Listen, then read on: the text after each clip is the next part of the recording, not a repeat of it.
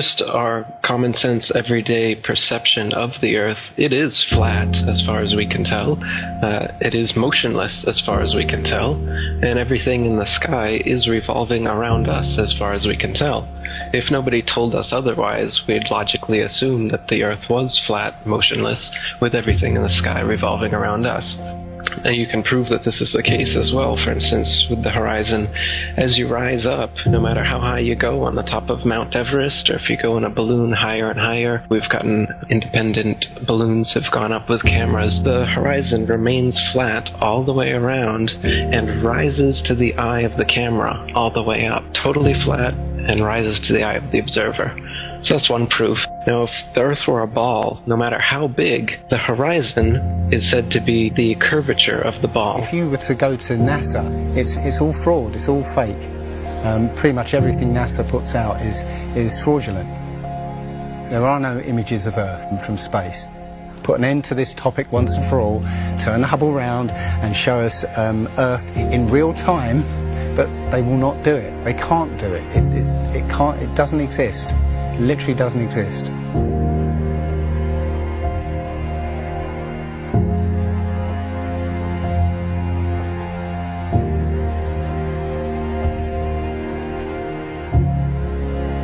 Looking at these images of Earth, including the one they call the Big Blue Marble, which was released in 2002, I think. Zoom into it with Photoshop, you'll see where they've used the clone tool in Photoshop to take a picture of one of the clouds and stamp it in various places around the picture. They got lazy. If the Earth is 25,000 miles in circumference, there must exist a curvature drop of 8 inches times the mile when you square the mile. 1 mile means there should be an 8-inch curvature drop. 2 miles, 2 times 2 times 8 is 32. That's 32-inch drop.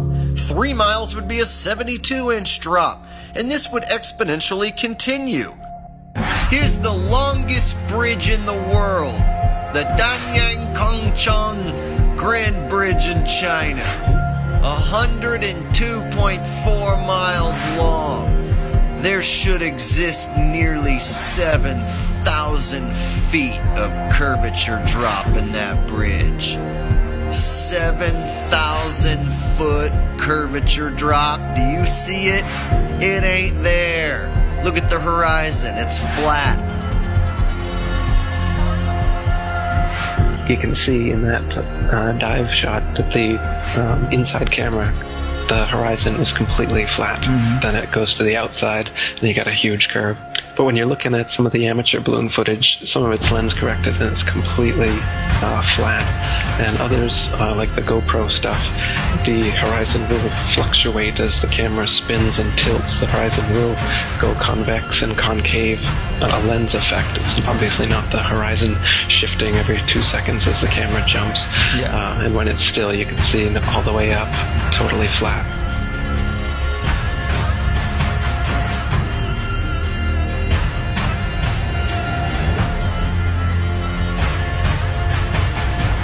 NASA is essentially Hollywood, and all the images that you think you've seen of a spinning ball Earth are faked. And all the amateur balloon and rocket footage that we've sent up there shows a flat horizon that rises all the way up. And that's impossible on a ball. Humans, for the most part, don't have a clue. They don't want one or need one either. They're happy. They think they have a good bead on things. Well, why the big secret? People are smart. They can handle it. A person is smart. People are dumb, panicky, dangerous animals, and you know it. 1,500 years ago, everybody knew the Earth was the center of the universe. 500 years ago, everybody knew the Earth was flat. Imagine what you know tomorrow.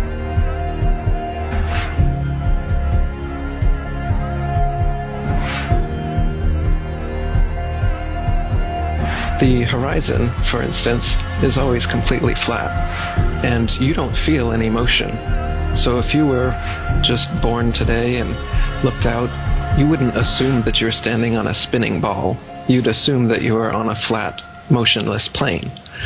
So to assume that we are on a spinning ball is actually contrary to our common sense and our everyday experience.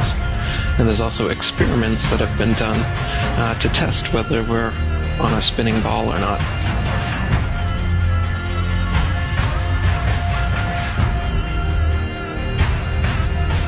My question was, why, if it's a flat Earth, why couldn't you stand on the coast of California with a telescope and see Japan or Hawaii or something? And I think you know the answer to that. I'll let you answer that.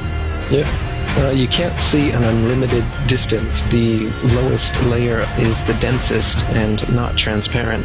So if you imagine like a hot, humid day, the haze over a road, all telescopes will eventually blur out in that same kind of way due to the air. So no, you can't see an infinite distance. Is the Earth flat or round? It's round. Okay, now let's see. How do we go about proving that? Go to the seashore. Go to a seashore. Watch as ships sail away. They don't disappear all at once. No, first, the bottom will disappear. See, the bottom of the ship is gone. Now we can see midway up, and then the whole thing disappears. Now, ships came back. They didn't fall off the table. So people realized that the world is curved. I mean, it's a big curve, but it's curved. So, the process of testing claims, the world is flat, the world is round, is what we call science. Now, if you have a claim that can't be tested, that's what we call pseudoscience. Extraordinary claims require extraordinary proof. Extraordinary claims require extraordinary proof. Boats don't disappear over the curvature of the horizon. Boats disappear due to perspective. All you have to do is go to the beach, watch a boat disappear from your eye, and then whip out your telescope, your binoculars, or your high-powered zoom on your camera, and you can pull the entire boat right back into view. Whole mass and all. Yeah, that's right. You think the boat disappeared? Just whip out your telescope, your binoculars, or your zoom camera. You bring the entire boat back into view, completely debunking everything Coy just told you. And here's my video proof. Extraordinary claims require extraordinary proof. Imagine that. You can debunk the curvature of the Earth yourself with just a simple zoom on your camera. Bye-bye, little boat. The flat Earth? Well, that didn't stand up to tests. The round Earth did. And you guys, come on. Everybody watches newscasts. You all use mobile phones. You all see airplanes fly around. You all go to see Ed Sheeran in concert one day in London, another day in Melbourne, Australia. This all depends on our fundamental understanding of the size of the Earth and its shape with extraordinary precision. What the fuck did you just say? The way we teach science is you're just some empty vessel and we pour the science into you and then you regurgitate it on an exam. Right. Because Earth, we know it spins once a day, yes. Off to a great start. So you spin, when you spin pizza dough, it kind of flattens out. Gets wider in the middle, and so Earth throughout its life, even when it formed, it was spinning, and it got a little wider at the equator than it does at the pole. Not only that, it's slightly wider below the equator than above the equator. A little chubbier. Yeah. Chubby's a good way. It's like pear-shaped. Yeah. So it turns out the pear-shapedness is bigger than the height of Mount Everest above sea level. Well, let me just so you understand. We've been fed a lie our entire, I want to call it a lie. We've been fed. It's a point of view thing, I think. Earth has been misrepresented to us by science. Pear-shaped. Science. So they're all trying to figure out, is the universe spinning around us or are we spinning around the universe? They tell you, we don't know shit. We're looking at a bunch of lights in the goddamn sky. You're gonna tell me that that light and that light, that's 100 trillion light years away? How the fuck did you figure that out? And you learn. Well, don't they have an explanation for that shit? No, exactly. That's what what you just said right now. What you just said now is what everyone's natural reaction. Because anytime someone says anything about space, you automatically think someone figured it out. You don't know the guy's name. You don't know the name of the experiment. You didn't look into it yourself. You just think when someone tells you, how far is the Earth from the sun? They'll say, 93 million miles away. Like you just, everybody relies on someone figured that out and someone double checked it. You're going on what you read. And right now, cosmology, they don't know what the fuck to do. You know what they found out? The cosmic microwave background shows that all the galaxies are on shelves lined up to us. That we're at the fucking center. They don't know what to think about. There's a lot of controversy going on about it. Well, you should see the stars do all sorts of strange motions, but you don't. You only see them make these perfect circles. That tells me that it's the stars that are moving, not the Earth. The Copernicus principle, the one that we live by, is that we're insignificant, we mean nothing, we're a speck in the universe. That's the heliocentric model, that we go around the sun. The geocentric model means that everything goes around us. That's what this is in the Bible. That's what the first astronomers were saying. Ptolemy was the first one to say, yeah, we are the center. You can tell based on these observations, everything's revolving around us. Earth is the center of the universe, and we stand still, and the universe spins around us. You know what? They've lied so much. NASA's lied so goddamn much that I don't believe shit they say. They've got that satellite image of that frozen moon. What's that frozen moon? Oh, let me see if that's CGI. Find that They got a picture of a frozen fucking moon? I guarantee you it's CGI. No way they can take a picture. Heliocentric models in trouble. Watch as the sunlight shrinks and follows the sun. It's definitely a locally illuminating sun, not far away, not very big, and definitely not 93 million miles away.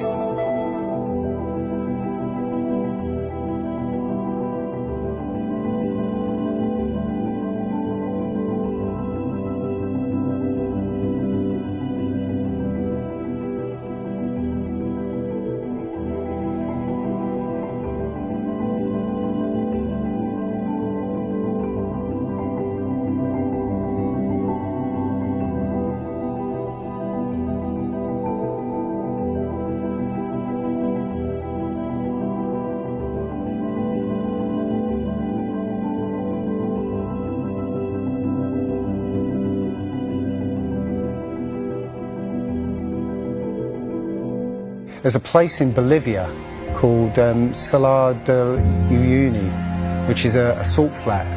It's literally 100 miles wide one way and 80 miles across, and it's perfectly flat. And when it rains, literally you get an inch of water, and it looks like a perfect mirror. Now, how does that happen on a sphere? Yeah, it shows you that, if you're one end of this salt flat, you can see perfectly clearly the other end 100 miles away. So it's just showing you that, the Earth is flat, and without the effect of the waves in the sea, you'll be able to see a whole lot further.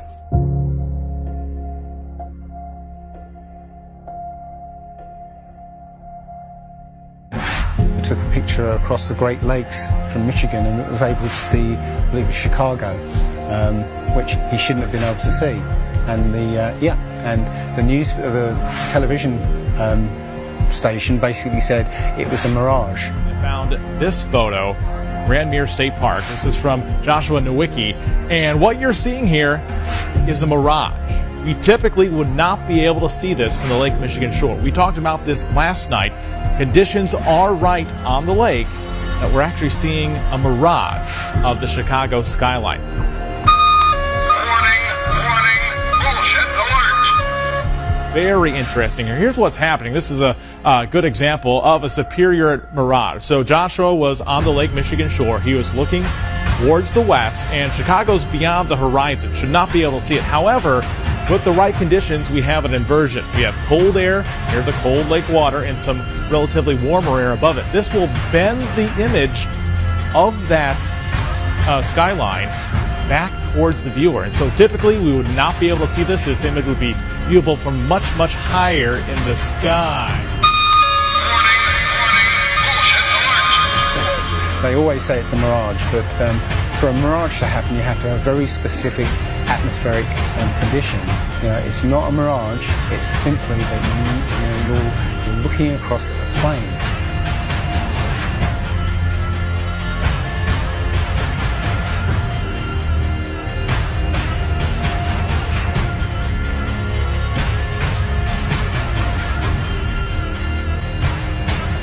Now, how come in all these ball pictures, man, you can see all the continents pretty much, and there's just a little bit of clouds here and there. Man, it's like some of these pictures, like there's some where they show the Earth at night and you can see all the lights and stuff. It's like, you're telling me the entire continent didn't have clouds? The entire fucking continent, like you can see Africa and all these lights and all this stuff. Like, if you turn on your porch light, I guess you can see it from space, apparently.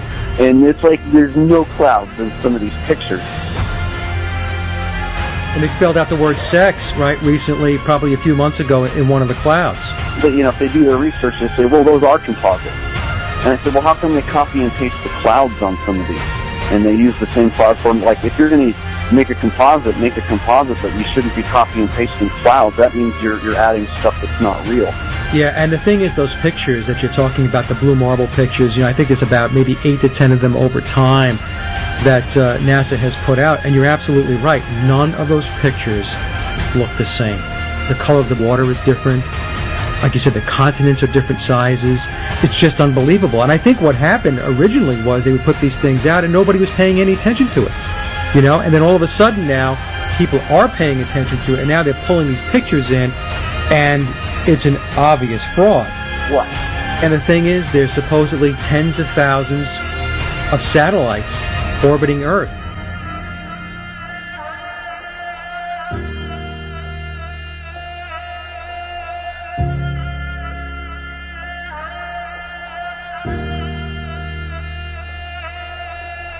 We can't get any close-ups of Earth. We can't get a view of Australia with the buildings upside down.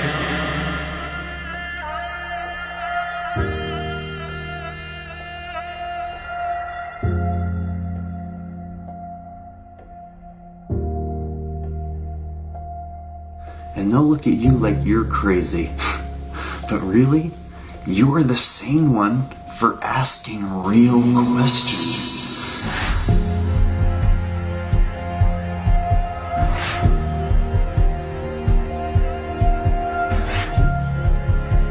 They're the fucking idiots for just repeating school book bullshit. That's how it works.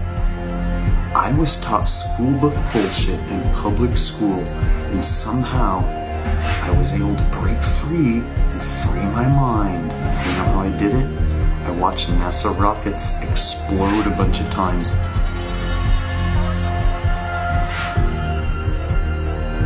Fly off sideways and not go to space. If you watch the trajectory of the space shuttle, it doesn't go straight up. It always goes in a curve and out to sea.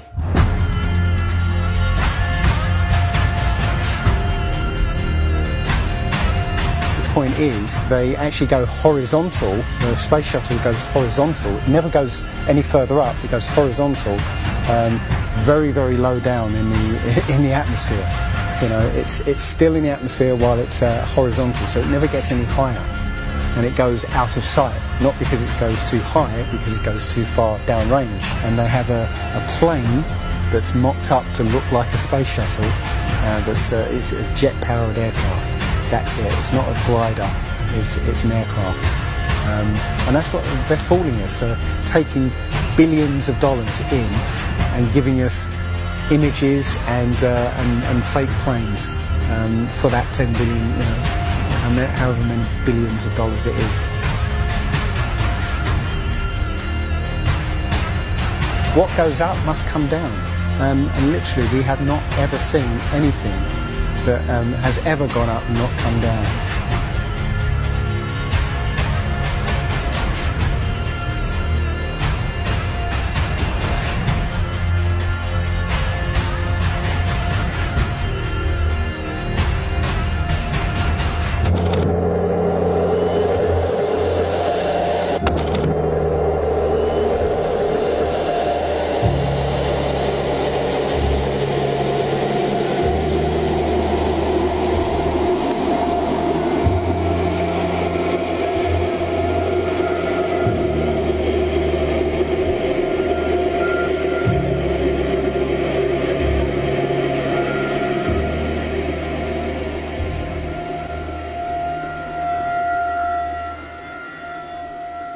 One thing I really want your generation to embrace is that the earth is a closed system.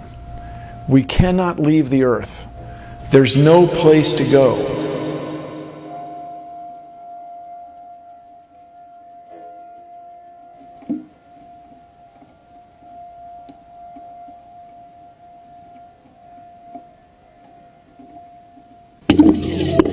Rockets don't have brakes. It literally stopped. All of that angular momentum from the rotation of the rocket and the linear momentum from flying up just stopped. No, it had to have hit something. What would it hit? If it hit a solid surface, the rocket would have been destroyed, and most likely the camera too, so we wouldn't have the footage, and obviously that's not the case.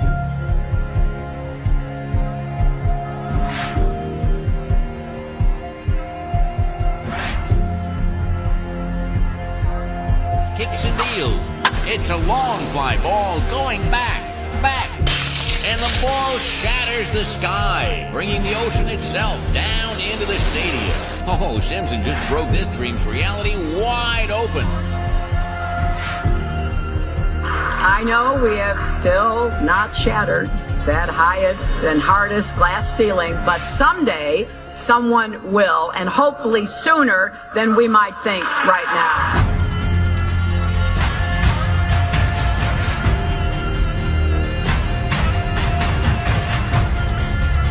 There's no place to go. Although we weren't able to shatter that highest, hardest glass ceiling this time, thanks to you, it's got about 18 million cracks in it. And it may be hard to see tonight, but we are all standing under a glass ceiling right now. People figured out that we were an enclosed system. The more advanced we got, it would be the biggest thought on our minds. That's all we care about. You could make a wildlife reserve 1,000 miles square. All people, all human beings would do is just be knocking on the fence constantly, going, why is this fence here? Who built the fence? Why are we in here? And so on and so on. Why do you think that Truman has never come close to discovering the true nature of his world until now? We accept the reality of the world with which we're presented. Earth. Yep. Earth. Yep. Oh. Earth. If you start here, and you go around long enough in the same direction, you wind up in the place you started from. Yes, Thomas? Why don't we fall off when we walk underneath, Miss Sarah? Because of a force called gravity. What does gravity look like? Gravity is something we can't see, but we know it's a great invisible force that keeps us all here on Earth. It's a natural force that keeps us all from flying off into space. We were always told that the world is flat. You were told right. Don't listen to her. I've been patient with you, Sarah. Lord knows I've been patient. But now your words have revealed you. The law of gravity was discovered by Sir Isaac Newton in 1687. That's almost 200 years ago, Uncle Evan. But there is only one law. The law of God. What is gravity? You have no idea. Okay, next question. Wow. No, here's the difference. We can describe gravity. Okay. We can say what it does to other things. We can measure it, predict with it. But when you start asking, like, what it is, I don't know. Einstein, in an Einsteinian answer, we would say gravity is the curvature of space and time. And objects will follow the curvature of space-time, and we interpret that as a force of gravity. That's probably the best answer I can give to a what is gravity question, or why is there gravity. That's the best I can do there. I think that's a good start.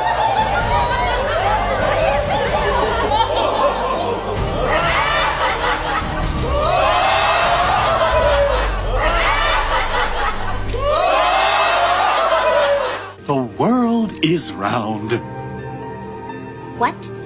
You know how everybody believes the world is flat, like a pancake? Well, they're all wrong. The world is actually round, like an orange. The world is an orange. And? And? Well, that's it. It's a great idea. It's one of my best ones. Yeah, but what kind of orange? Is it a navel or a juicer? What? Look, just sleep on it. In the morning, the idea will come to you again, and you won't even remember where you got it. Get it? Got it. Good. I must say, I really thought you'd catch on to this a little quicker, Copernicus. What? My name's not Copernicus. I'm Charlene Sinclair. You're not Copernicus? This isn't 16th century Poland? Oh boy, I screwed up. How do you brainwash? You repeat the same thing over and over again. You know, if somebody's resisting the concept, if you keep fucking repeating it, they'll incorporate it in their brain. Since you were a kid, you've seen this image. But you've never seen it from that point of view. But your brain has three-dimensionalized. Oh yeah, that's the Earth. How? Through repetition. Well, let's just all get on our hands and knees and wait for a scientist or an astronaut to come along, or Neil deGrasse Tyson to come along and bestow upon us their knowledge. Now, as you can see, this is the evolution meter, and I put God, the creator of everything, on the right side, and evolution on the left. I won't change my mind, because I don't have to, because I'm an American. I'm dug in, and I'll never change. Mac, look, you're wasting our time. You're not going to get us to not believe in evolution. And why is that? Because the smartest scientists in the entire world all agree that it's real. I'm glad you brought that up. Mr. Reynolds, these were all the smartest scientists. Only problem is, they kept being wrong! This is insane, you fool! I'm a fool because I have more faith in the saints that wrote the Bible? Yeah, because you just read the words of a bunch of guys that you never met, and you just take it on faith that everything they wrote was true. And what makes you think what your scientists are writing is any more truer than my saints? Because there are volumes of proven data, numbers, figures. Have you poured through the data yourself? The numbers, the figures? Well, no. No. Oh, interesting. So let me get this straight, Mr. Reynolds. You get your information from a book written by men you've never met, and you take their words as truth based on a willingness to believe, a desire to accept, a leap of, dare I say it, faith? Come on. Look, I mean, I don't even know how I'm supposed to respond to that. Come on. I rest my case. Matter tells space how to curve. Space tell... Did I get that right? The science community is ignoring a lot of the things that we're looking at, and so normal people are going out and doing experiments. And one of the experiments has turned up an amazing fact that we've not been told, and it destroys the whole idea of this heliocentric system, and that is the moon. Now, you can actually measure the temperature of the moonlight next to the temperature of the shade of the moonlight, and you'll find the moonlight is colder than the shade, the opposite from the sun. So the moon is throwing out its own light, and that light is the opposite from the sun. Now, that tells you that it's not reflecting the sun's light.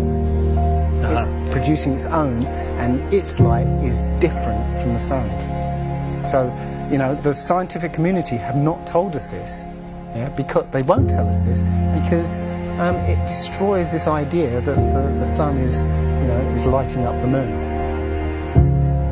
everyone knows, like, if you're in sunlight, it's colder in the shade, right? So if it's 100 degrees in the sun, it's 90 degrees in shade. You go to the moonlight, like, especially in a full moon, especially if it's high in the sky, the moon is its own independent object. It is not reflecting the sun rays. The sun is its own object. Also, you know, about the same size, which is, you know, again, coincidentally, you know, why the moon fits so perfectly in front of the sun during an eclipse. We always thought it was a coincidence that even though it was 400 times farther away, that it was also exactly 400 times less diameter, which is why it fits. And the other weird thing about the moon, which everyone thinks, oh, it's just a coincidence, is that we never see the other side of it. It's constantly perfectly rotating, so we only see one side of the moon. Exactly one side. It's not like we have like a quarter of a degree every 5 years or half a degree here and there. It's always the same side. There are no coincidences when it comes to this system. It was deliberately built, but I think it was deliberately built to be detected. And I think we were naturally supposed to figure this thing out maybe as late as the 1970s, but the government figured it out first, and they have been spending a heck of a lot of money trying to keep it a secret.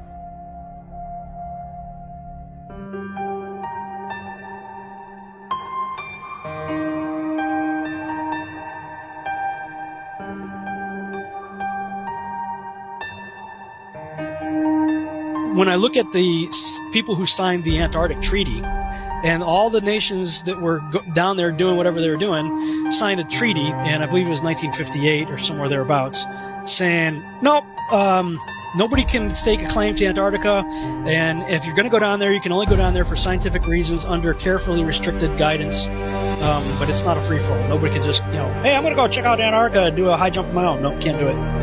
It's the only treaty that's all these countries have signed and never broken and completely agreed on. It's the only one. What treaty is there that everybody's agreed on? We're being kept away from it for a reason. They have some scientific bases there, and literally it's controlled by the military because they don't want you finding out what's beyond. During 3 voyages lasting 3 years and 8 days, Captain Cook and crew sailed a total of 60,000 miles along the Antarctic coastline, never once finding an inlet or path through or beyond the massive glacial wall. So the other question is, well, how come ships don't go off the sea if it's flat? How come ships don't fall off the edge? Well, here's why you don't fall off the edge. There's a 200 to 300 foot high wall that is the border that Scripture says is keeping everything in. Nothing's going past that. Because they don't want you finding out what's beyond.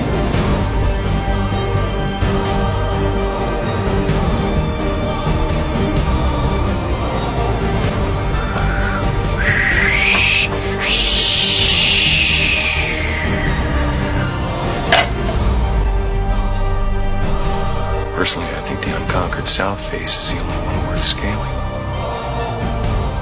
It's a 20,000-foot sheer wall of ice.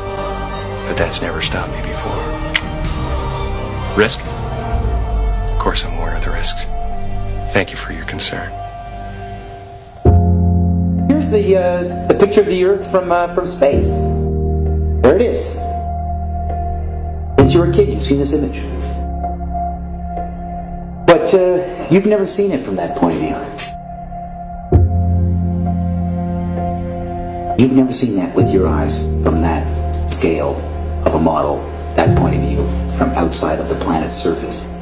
Well, here's the first image that sold the whole thing. 1482. This is when they came up with this idea. We are on that thing. It's a ball. Hey, we should go to the North and the South Pole. We didn't do it yet. It's a fucking ball. Hey, nobody's even jumped up high enough to see if it is a ball. They can't do that. We don't have planes yet. It's a ball. You know what? We adopted this whole model 400 or 500 years before the airplane. 400 years before the airplane, pretty much. Beginning in the 1900s? They went to the North Pole in the 1900s. This is 1482.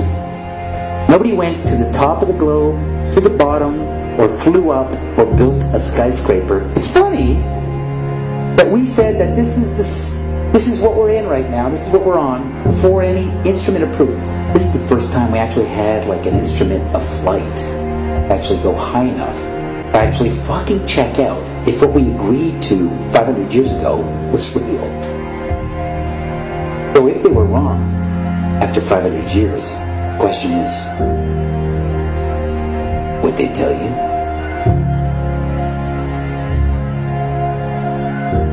Newtonian physics. Why objects move on a ball spinning 1,000 miles an hour while it's going 26,000 miles around the sun. Basically the model we accepted right now. The sailor thinks that he's traveling around the Earth this way, when in effect he's traveling around the Earth this way. They began flying it around the world, from Abu Dhabi last year, with stops in India and China, then across the vast Pacific. Does running around your neighborhood prove that the neighborhood is round? I was an airline pilot for Delta for 26 years. A pilot's primary flight instrument is his artificial horizon, which he has to be maintained level to keep from climbing and descending. From a cockpit, weather permitting, I could see hundreds of miles in all directions, viewing cities connected by roads across the flat plain as far as the eye could see. Nothing ever leaned. If a pilot is flying around the curve of the Earth, then he should be dipping the nose down, and every 5 minutes he should be dipping the nose down to stay around the curve. That's absolute proof that a plane flies over a flat surface rather than a curved one.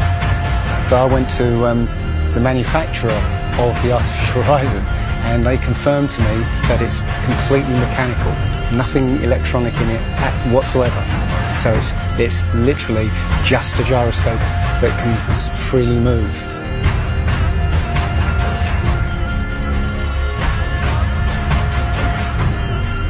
That right there is proof to me that planes fly over a plane.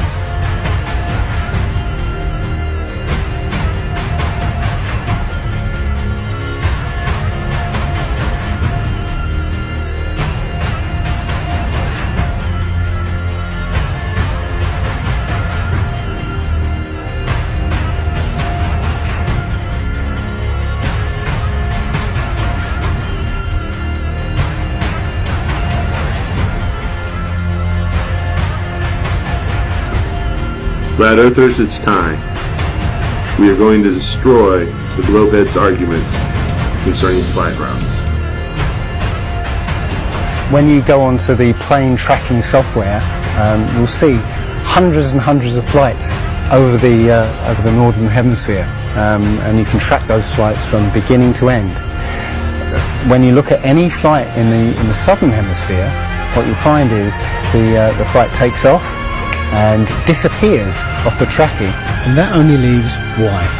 Why have they done this? What's the point of this grand deception? I think Eric Dubay explains it best. People are always asking, why do they do this? Other than the obvious profit margin motive, NASA being the biggest black budget black hole in existence, sucking in over $30 billion taxpayer money for the fake moon landings alone. Nowadays, hundreds of billions of dollars, and not just NASA, but RASA and all the other fake space organizations around the world giving CGI images for hundreds of billions of dollars. You want to put something in context. If you want to do something with $3.5 trillion, you can do whatever you want. Whatever you judge to be important to the profile of the nation that you are trying to build and to sustain. So by surreptitiously indoctrinating us into their scientific materialist sun worship, not only do we lose faith in anything beyond the material, we gain absolute faith in materiality, superficiality, status, selfishness, hedonism, and consumerism. If there's no God and everyone's just an accident, then all that really matters is me, me, me. So they've turned Madonna, the mother of God, into the material girl living in a material world. It's all about making us feel nothing, so that we can be used. If everybody realised how special we all are, how unique every single life is, then this whole world would change overnight. We wouldn't allow ourselves to be used by this cabal. I start from the supposition that the world is topsy-turvy, that things are all wrong, that the wrong people are in jail, and the wrong people are out of jail. that the wrong people are in power, that the wealth is distributed in this country and the world in such a way as not simply to require small reform, but to require a drastic reallocation of wealth. All we have to do is think about the state of the world today and realize that things are all upside down. Now, if you don't think, if you just listen to TV and read scholarly things, you actually begin to think that things are not so bad, or that just little things are wrong. But you have to get a little detached and then come back and look at the world, and you are horrified. Now, as soon as you say the topic is civil disobedience, you're saying our problem is civil disobedience. That is not our problem. Our problem is civil obedience.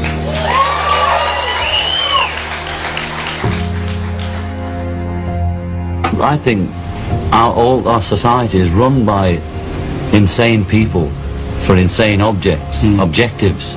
You know, and I think that's what I sussed when I was 16 and 12 way down the line. But I expressed it differently all through my life.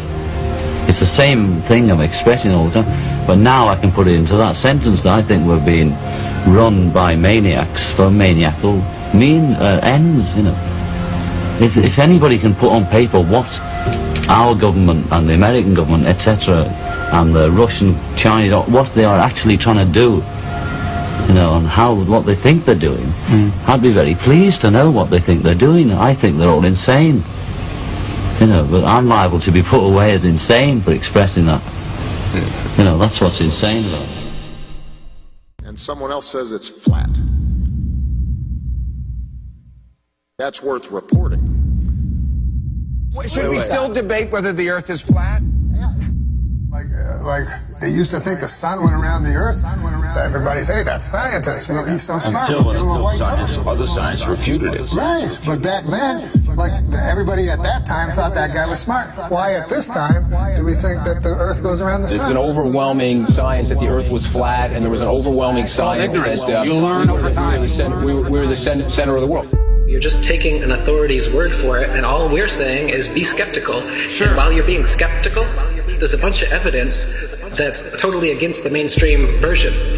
And while you're being skeptical and looking at that evidence, you start compiling more and more of the evidence until you become like me, you know the truth. I don't believe the Earth is flat and motionless. I know it is. There was a lot of things that I thought I knew that now suddenly turned out to be completely different.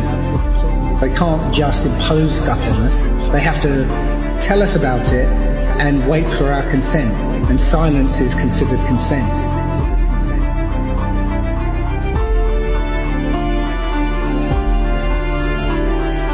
If the sun was 93 million miles away, you wouldn't see that.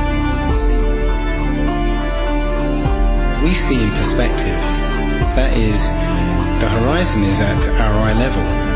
And as things recede from us, they tend to converge to the center of that horizon line, to a place that's known as the vanishing point. The sun rotates around us and only appears to rise and set because of the way our vision works.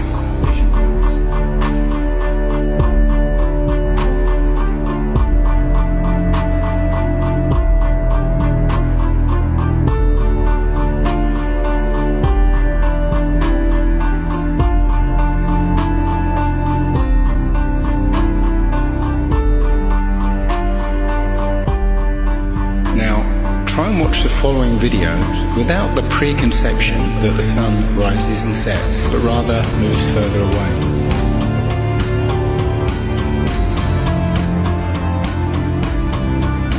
The images of your world with curves or as a ball are CGI. You've seen those images all your life. They're paintings, they're computer-generated images, or a little of both. Anything with a curve and the Earth is a fake. It's a fraud. You have never with your naked eyes ever seen the Earth as a ball from space. You never have. but you just have blind faith that that's what it looks like. If the Earth were actually a big ball, the horizon should sink as you ascend, not rise to your eye level, and it would dip at each end of your periphery, not remain flat all around, the horizon rising with the camera level and remaining perfectly flat 360 degrees around. All the ancient cultures from the beginning of time have depicted a flat, kind of enclosed Earth. So we have this flat Earth cosmology all the way up into the 1900s when a big push was made to live on this round spinning ball flying around the sun. They are basically placing us on a speck of dust flying through infinite space where it was made from this accidental Big Bang. And we really don't mean very much, and everything is kind of an accident, and it kind of leads you into this mentality where things are meaningless. It doesn't matter what you do in life, but the more you research, the more you'll find that you can't prove the spinning ball Earth unless you're suffering from cognitive dissonance and you've been programmed your entire life. All scientific experiments show that we're being lied to about what mainstream science is saying about the Earth. If a pilot is flying around the curve of the Earth, then he should be dipping the nose down every 5 minutes. He should be dipping the nose down to stay around the curve. That's absolute proof that a plane flies over a flat surface rather than a curved one.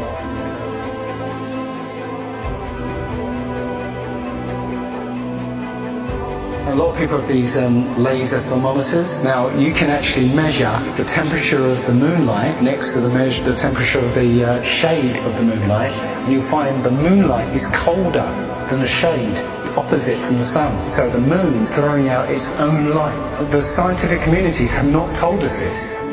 Mainstream science says that we can see the curve visible at 35,000 feet, but when we're watching an amateur balloon flight without a fisheye lens or a wide-angle lens on it, there is no curve to be seen. And basically, if we were living on a ball or a sphere of any sort, no matter how high you rise, you would have to look down to see the horizon. Yet when you take these cameras to 100,000 feet, the horizon is still at eye level. That's inconsistent with any kind of spherical shape whatsoever.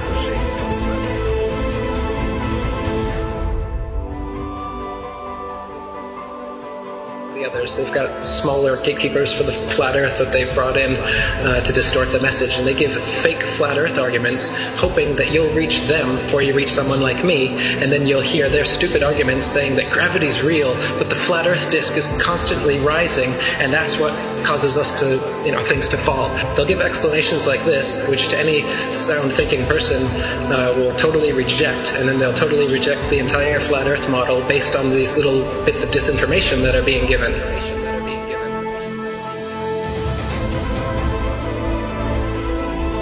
200 proofs Earth is not a spinning ball, and that's just 200. I came up with 200 because William Carpenter came up with 100 in the 1800s, and I wanted to double it. I could come up with 400 if you give me enough time and incentive. People are doing it right now. Scientists vote that the Earth is flat. Because it's actual, observable, testable, repeatable, natural science that we can do ourselves. The kind of science, in quotes, that you're getting from these figureheads is not observable, testable, repeatable, natural science that you can do yourself. It's stuff that they claim that only they can do with a Hubble telescope. Only we can take images, CGI images of fake planets with our Hubble telescope. You can't. Condemnation without investigation is the height of ignorance. And I think that, Einstein was right about that. I don't believe in anything, but I do investigate everything. I don't just take things at face value or take somebody's word for it. I want to know for myself.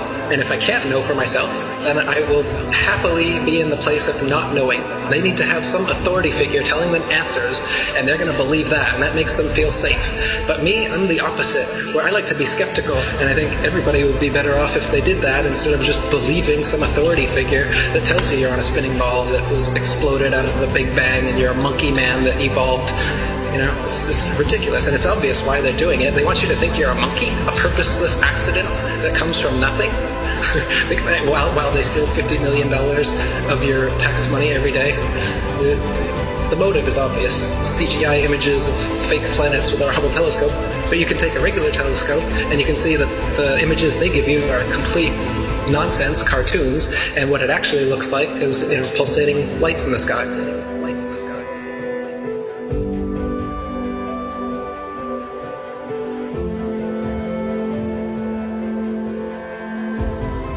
Okay, that star is 700,000 light years away from that constellation. I was all into that. I was totally into it. I was super into anything space. Are you kidding? The Science Channel?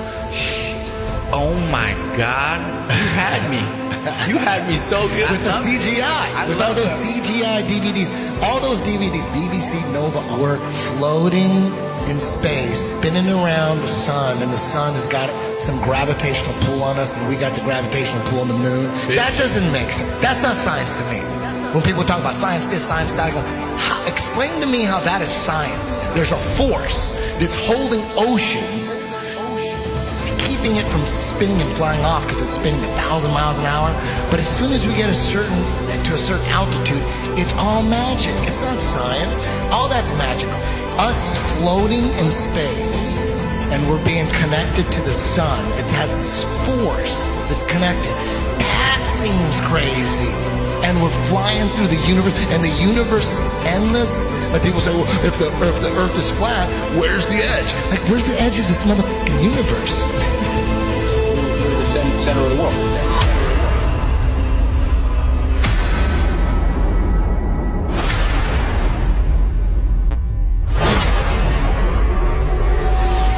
Understanding what reality is very, very important to me. I think it should be important to everybody. And I think the more that people become perhaps what they call spiritually aware or awake, they're starting to see through things and how things have been manipulated and reality's been created for them.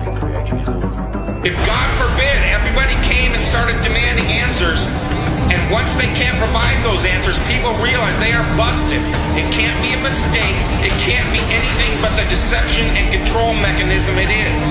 Because people are waking up. And no matter how much they try to suppress this flat earth movement, it's gonna keep moving one way or another. You can see it. People are waking up. So now, louder than ever, I can hear that clock. Tick-tock, tick-tock, tick-tock, tick-tock.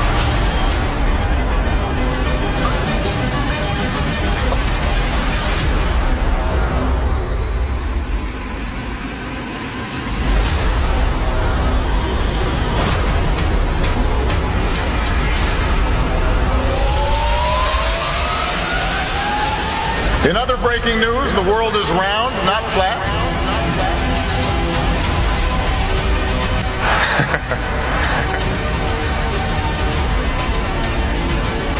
A strange message on Mount Rubidoux. The words Google Flat Earth were found carved into the Riverside Hill in letters that were 10 feet long. Police talked to the person who did it. He's not facing charges yet. One possible explanation of the message: some still believe the world is flat, not round, and post about it online. So you can check with theodolites and telescopes and different methods, lasers, to see if the Earth actually does have that curvature. And it's been tested over and over again and found to have no curvature whatsoever. So I mean, even if they had the number wrong and it was 100,000 miles in circumference, there would still be a calculable, measurable curvature that just isn't there. The only place curvature exists is in NASA photos and videos, and those can be proven to be CGI fakes. And the early ones were literally taken through a round window to make the Earth appear round.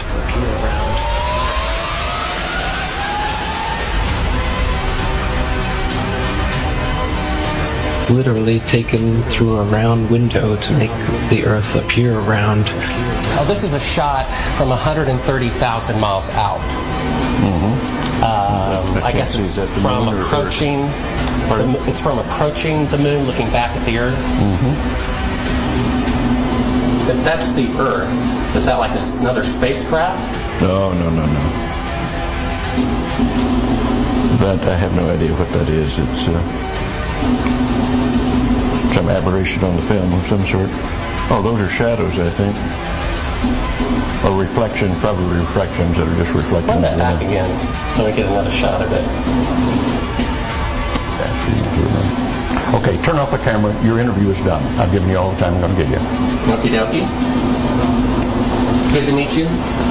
I don't say it's a pleasure. Understand. Please get your ass out of my house. Okay. And you came here under false pretenses, and I think you're an asshole.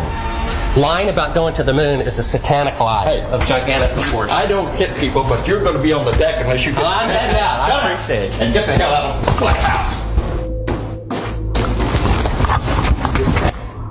You'll get a gun and shoot them at them before they get out of the office? We have a video camera running if you want to do it. Right. That would be great footage for us. See you later. In court, I hope. You want to call the CIA? Have them whacked? Where you put a transparency over the window and move the camera of the Earth.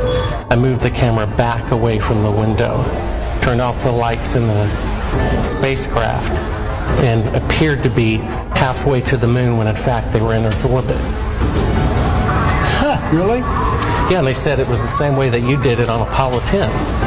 So we wanted to give you the opportunity to put your left hand on the Bible, to raise your right hand, to swear to God. Stick it in your ear. If you walked on the moon, we're given the opportunity to swear to God that you walked on the moon. I'm going to give you the opportunity to get the hell knocked out of you if you don't leave me alone. We found a very unique reel of footage that we have queued up to show you. Yeah. And it's from the mission. And to our knowledge, no one has ever seen it before. And it's 30 years old. And you want me to see this while you have me on camera? Well, and to tell us what it is. That's correct. And you'll see this tape. Okay, well, I'm not interested in satisfying your suppositions when there's all this evidence that we did. This proves, as you see, that you were using the window to demonstrate that you were halfway to the moon when you were... Turn the camera off, please.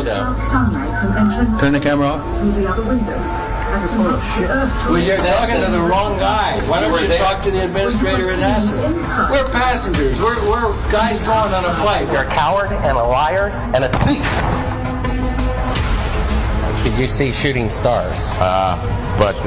Did you see the shooting stars? Yeah, I'm getting to that. Oh, okay. But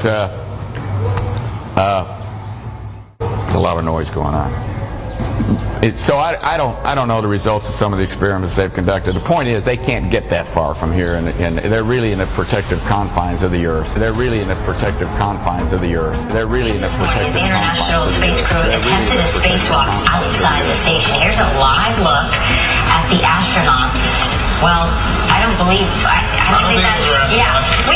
Where's their space? So this is photo trickery and brainwashing that's got the world thinking that we're on a ball spinning around the sun with a magical force called gravity holding us on the underside of this spinning ball. It's all just brainwashing that we've received. It's pseudoscience accepted as legit science. But real science has confirmed geocentricity in the flat Earth. Flat Earth.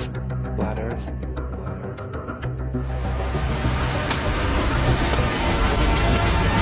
The best way to brainwash the whole world, to lie to the whole world about what the world is. In reality, we're not a cosmic accidental sneeze, nothingness turned everything. This is quite obviously intelligently designed, this thing we're experiencing here, this life, this universe. I can't believe anyone in their right mind can look me in the eyes with a straight face and say, no man, it's all random. Be open-minded about this. This is very, very controversial and difficult to get your head round. The first of which is the scientific method, something that the scientific community doesn't seem to use these days. But the scientific method is where a theory or opinion is put forward that matches what we observe. The other thing we have to accept is how easily our minds, once they've been programmed or given a world view, how easily those minds can be fooled. I used to dream, I used to glance beyond the stars. Now I know